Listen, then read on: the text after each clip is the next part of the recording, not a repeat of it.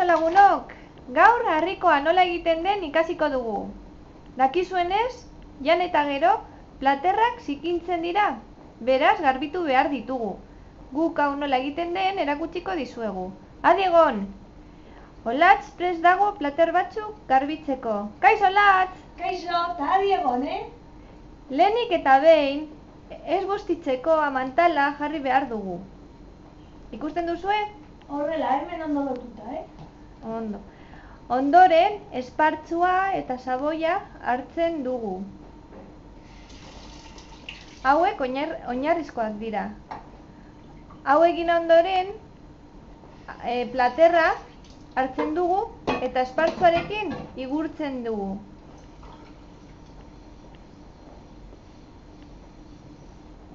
Eta dalontxarekin eta sardexkarekin gauza bera egingo dugu.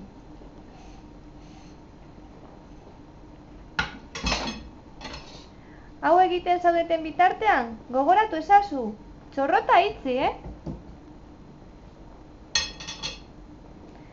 Hurrengo pausua saboia kentzea da. Horretarako txorrota irekitzen dugu, eta dauzkagun guztia uraren azpitik pasatzen dugu.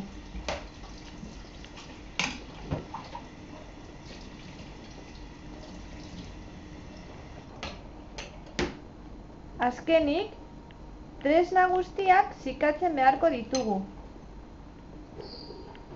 Eta bere lekuan jartzeko prest egongo dira.